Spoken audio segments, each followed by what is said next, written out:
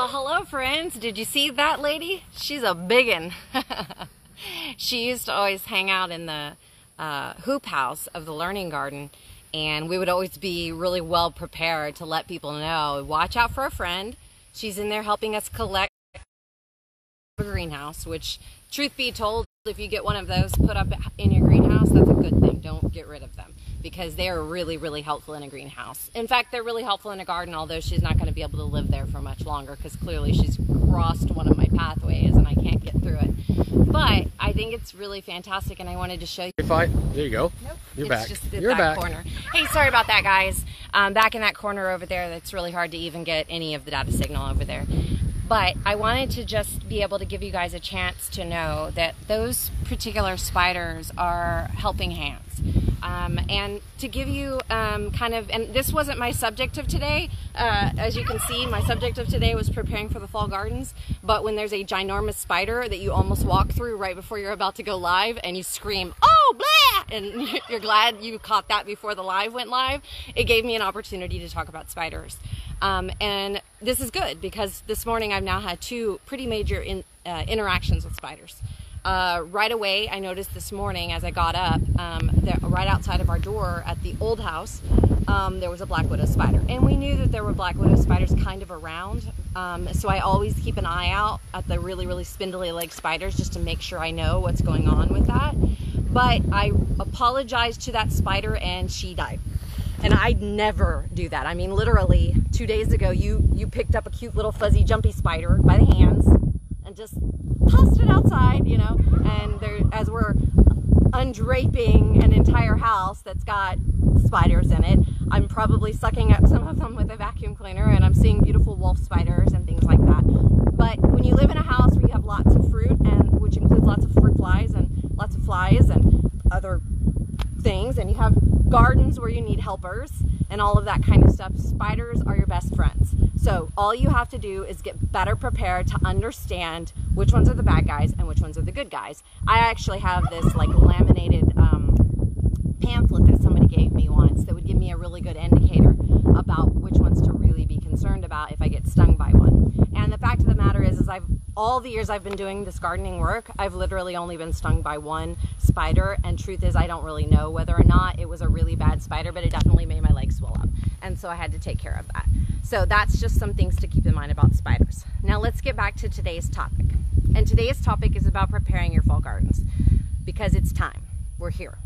And I'm last year, right about this time, I had the chance to go to South Carolina and take a little vacation. And that being said, sending some prayers and love that direction, because I know that part of the country, all the way down, like the whole southern, what do you call it, east southern Gulf Coast, all of it has been hit pretty hard by a couple of storms this year. But that's what this week of moving is feeling more like that break that I took last year. And the fact of the matter is I'm actually ahead this year, because I built these gardens last year. So the gardens are already prepared, they're already built. Now all I have to do, because I'm a permaculture style grower, is go back in, clean them up, and begin planting my new baby plants as they get ready to go in the ground. And so the main things that I'm doing is going through each row. You can see this is a really nice one.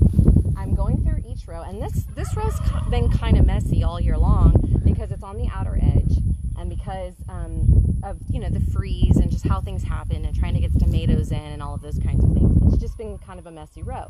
In addition to that, the rows on the outside are the rows that don't have as much of the amended material that we put on the bed when we first built it, on the garden when we first built it. So it's a lot harder. So it's a little bit more challenging to clean. So I've kind of ignored it a little bit. When was the last time we were over in this area on one of these Sunday morning lives?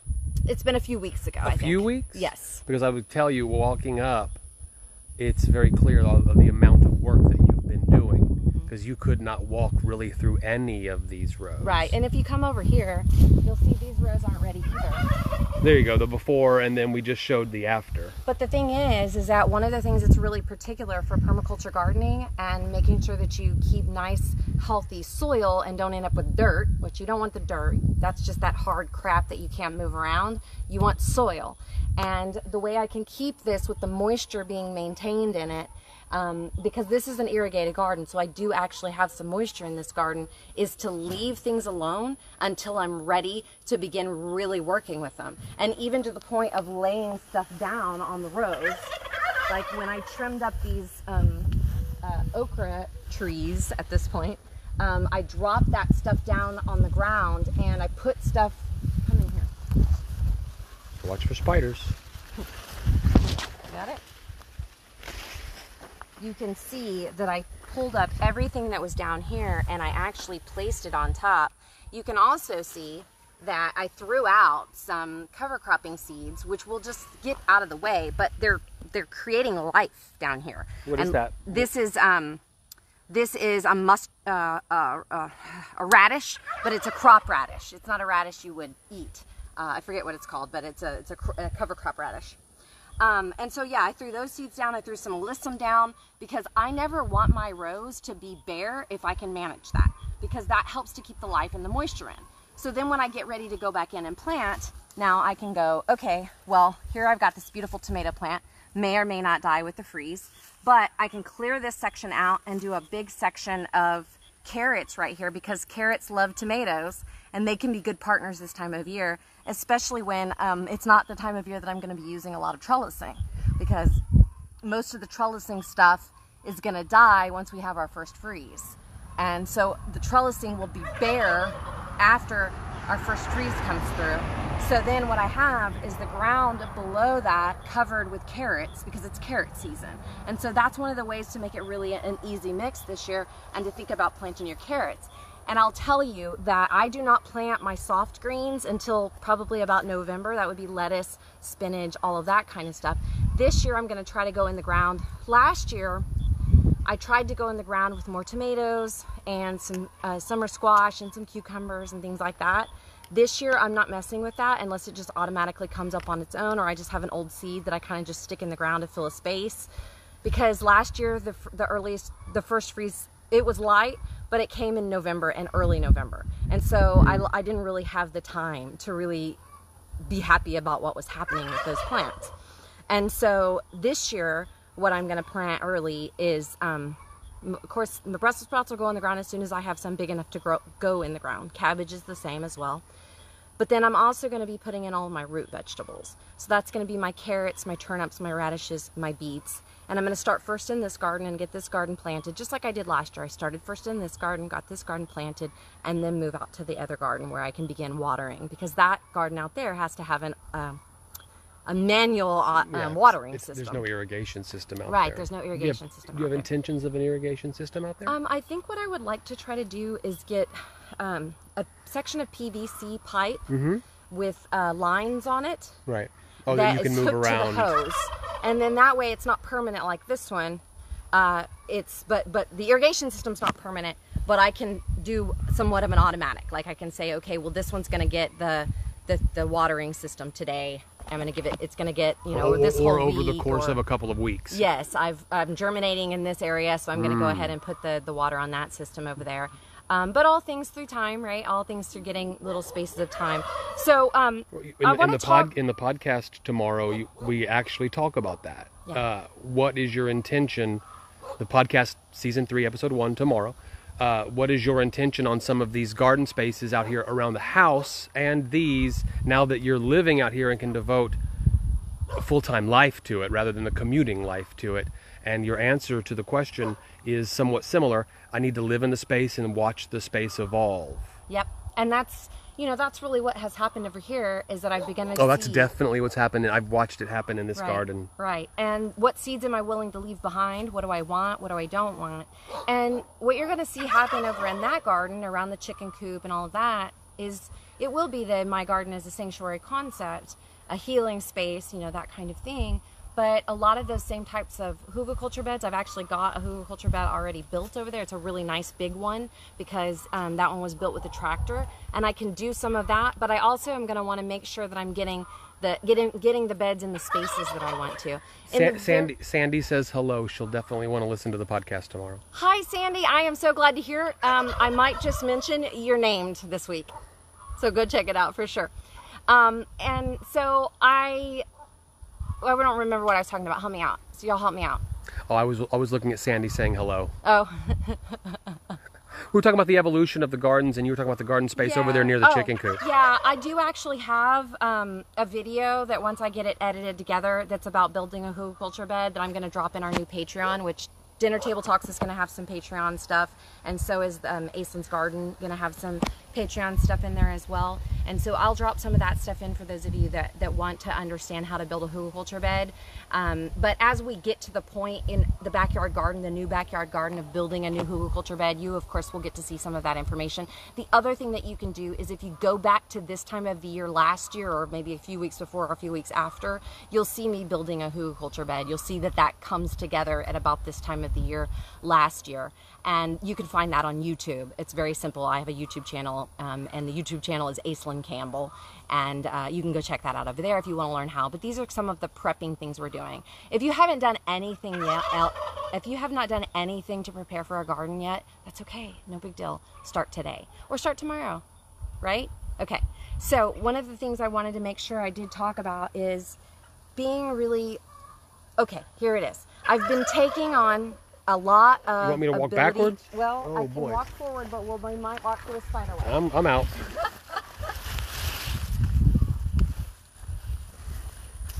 One of the things I've been talking a lot about is eating the elephant one bite at a time. And the truth is that is the best way. I don't know why I had never thought of it before, but it's literally how I garden, okay? Eat one bite of the elephant at a time and choose the path of least resistance. So choose the one that is easiest. So we had a little bit of mulch left over from when one of our trees was cut down out here, and they left, once the tree trimmers left the mulch for us. It was what was left of it. It was really nice and broke down. But what I know is that this area over here floods and it holds water. And this little path right here is a path that takes the water out and down to the big drainage ditch at the back of the property, the very back of the property. So this is a natural flow spot. Great. The problem with that is that it holds water right here in a way that is not good for pumpkins and tomatoes and all of that kind of stuff. So what I can do there is to put in organic matter that actually still holds the moisture, but does it in a way that isn't unhealthy for the plants. So what I've begun doing is beginning to create basically some berm type of situation out here. We're going to dump if we're going to dump mulch over here to make it easier for me to move it in, then let's dump it in a place where anything that's left behind just gets left, and it starts building this spot up out here. And then it also creates a situation where if any water stands, it doesn't stand in my garden, it stands on the other side of that, right? And so then yes, that water will have to end up going somewhere, and it will. However, and because of the way I've mulched this stuff, it's going to be held exactly where I want it to be held, in the way that I want it to be held. Rather than just being a big stagnant pool of water that creates pathogens and disease and stuff like that, okay? So that's what I've been doing. My dad moved this stuff over for me in the tractor. There is a little bit of support when you have this type of gardening that I'm very thankful for, I gotta admit. And what I've been doing is going through these rows and just cleaning them out, cleaning out this, what do you call this stuff? The Bermuda grass that I hate so much. Once I get my chickens out here, my chickens are going to help me with some of that. So they will give me the ability to not have to spend my time cleaning up footpaths, because the chickens can easily clean up a footpath like that.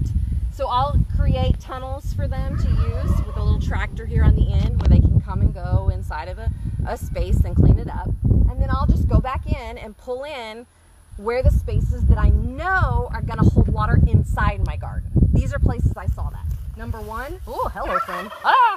Number one, that was a thoroughfare of water, just blown through there. So that's definitely going to have to, oh, you're going to get stuck. Okay, that's definitely going to have to be mulched over there. But this was a really bad holding spot, and it still is. It holds water right here. So what I needed to do was get into this spot and put my mulch in.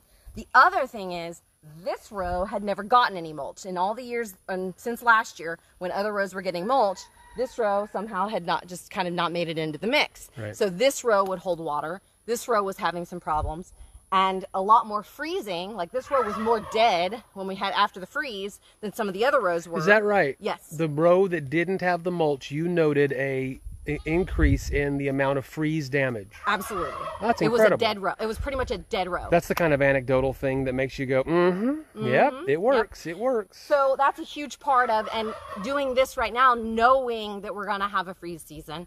I'm preparing now with my mulch because that's an essential part of doing anything I can to keep. Come this way, Joe. Hold on, Aislynn, before we move away. Yes. I just want to talk about our spider friend. Did you get a bud? Yeah, he's got 2 bugs. If you see where its mouth, hold on, if you see where its mouth is, it's currently either injecting or eating the dissolved insect in that white pouch. But look down here underneath.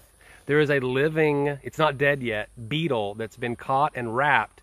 And as soon as he gets done, she gets done eating that one, she'll come over here, inject it full of not just poison, but it's getting out. Uh-oh. Oh, look at that. It's coming. Go. It's gonna make it out. You can do it. You can do it. And the focus isn't working very well. Back up a little bit. You can do it. You can do it. Okay, so the spider had wrapped up that beetle. Go, friend, go. And was going to come back to digest it with, it injects a venom and it injects a chemical or a hormone that begins to dissolve and liquefy the insect, and then it comes back later and just drinks it like a milkshake. Well, this guy's going to escape. Oh, he's trying so hard. His wings are stuck in there. I don't know how long we want to watch this. I love it. This is the greatest thing ever. Oh, can it get free? God, it's so close. Oh, and it's a would-be too. Go, friend, go. It's a would-be? Yeah. Go, friend, go. I wonder if the spider's got one of its many eyes on it saying, I'll give you the impression that you're about to escape, but I'm coming down to get you. Go. Oh, I want it to get free and I don't want to help. Okay. All right. Come this way. Well, hold on. I understand why you don't want to help, but what do you mean? The circle of life needs to continue without... That's not my job. That's not my part. That's that. I need to stay out of other people's business. Including the insect world? Including the insect world. Except for the black widows. Okay. I apologized a lot. I'm going to take this cucumber to my piggies because they will be so happy to have it. Now, why are you taking it to the pigs and not eating it? Because this time of year, this will be very bitter and disgusting. Okay. But you keep it growing, you keep it on the vine so that you can give some animals food, I suppose. Well, sure. This is organic matter. And the more organic matter that just grows and grows, and as the temperatures cool down, it's quite possible that I might actually get some more fruit before the freeze on these plants that have stayed alive all summer long. That's the thing. These plants have been alive all summer long. I've got watermelons, I've got pumpkins, I've got tromboncino squash, I've got tomatoes, I've got peppers, which is what I wanted to show you. Peppers. This is a Anaheim pepper plant, little babies. These are actually hot. We've learned that they are hot. My inclination is to use the trellising on the left and the right to just as a handhold, but I'm very skeptical because there could be a... Yeah, very well, everywhere I go. Spider there could be a snake, there could be all kinds of things. This is serrano pepper, and then down here is a poblano pepper. And you're harvesting off these? I have been harvesting off them. It's been a bit hot, so as the temperatures cool a little bit before the freeze, I will get some more fruit for sure. But if I keep it as warm as I possibly can inside here, even if we have an early freeze, it might knock the plant back a little bit, but it might be able to continue to grow. Hi, friends. Good morning. Did you see the BT worm I brought you the other day? The horned worm I brought you the other day? All right. I think that we have said about as much as we can say today. I also want to make sure to tell you guys that I'm super excited about tomorrow's podcast. But, hey, in Sandy, we lost some chickens too. So that's one of the things you're going to get to hear about on the podcast tomorrow as well. And I'm sorry about your loss because even though they're chickens, it sucks. I get it. So the podcast, it's actually season 3, episode 1. We made it to season 3. And the next time you see us, we will officially be living on the farm. Have a beautiful, beautiful week. Take really good care of yourself. Don't forget, one bite of the elephant at a time.